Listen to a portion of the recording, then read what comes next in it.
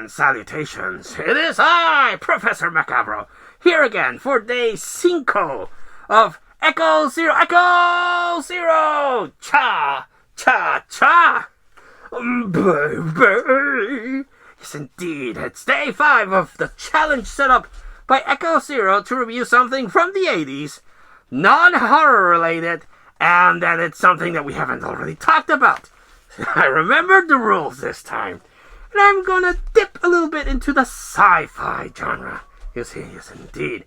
When I saw this movie originally, I didn't know jack shit about it. I didn't know it was based on a long-running book series. I didn't know the internal turmoil with all the studio notes and studio meddling and the soul-crushing experience that David Lynch experienced filming this. I just rented it one day, and I personally really dug it. And that movie is DUNE, with Kyle MacLachlan, who was in Twin Peaks, has Patrick Stewart, has Sting, right? Doesn't say here, but I'm pretty sure it's Sting in his epic introduction with him looking all majestic with his hair and his little gray codpiece, and the fat guy that had all the gnarly warts, and he would just float, and then he got pinched by the girl with the creepy eyes, and he would like get bigger like a fucking balloon, and he would just float away, bye-bye. I think it's Emperor Darkakin or something like that. Bye-bye, and he just floated away, fucked off, he did. This movie had a nice sci-fi thing with people in their ships. It had a really cool, like, energy armor duel between Kyle MacLachlan and Patrick Stewart. I thought that was pretty cool.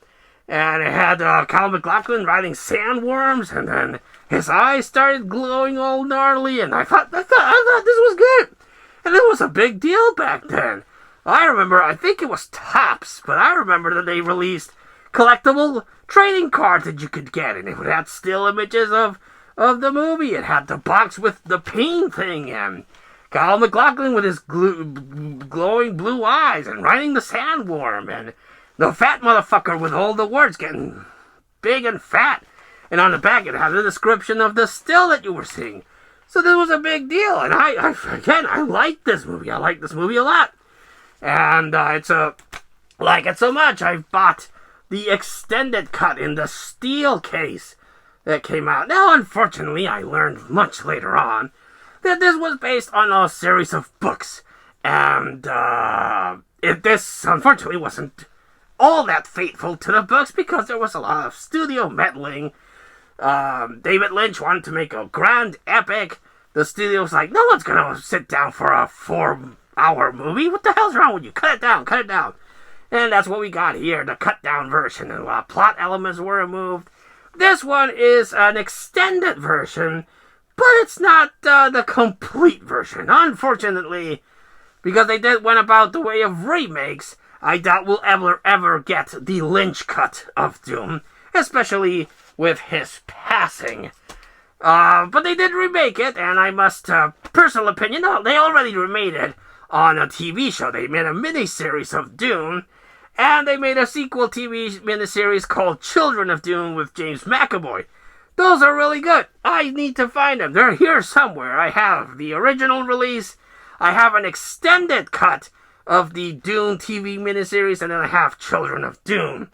Those were pretty good. It expands more on the lore, but again, I like this. And in the case of the remake, personal opinion, this is just me. This is my personal experience with the Dune remakes. I had more fun watching paint dry. This is fun. This is a fun movie with fun elements.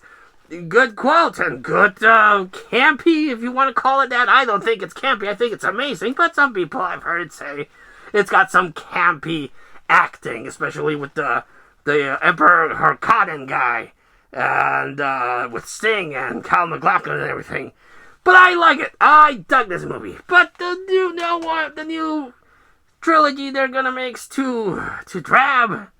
This thing had some nice colors. The remake is just too drab. The color corrected and everything to look too bland. bland, bland, bland. The acting is too serious. They try to give too much gravitas to everything. It's just not my cup of tea. A lot of people like it, and if you like it, you're allowed to like something. Indeed, but not my cup of tea. Give me the original Dune, or even the later on extended cut, any day of the week. I will watch it, I will laugh it, I will say the spice must flow, and I will be a happy little sandworm rider. Yes, indeed, with the weird cable thing. Yes, indeed. Have you seen Dune? Did you like it? Did you hate it? Do you prefer the remakes and all their gravitas and all their drab colors? Fair enough, but let us know in the comments down below.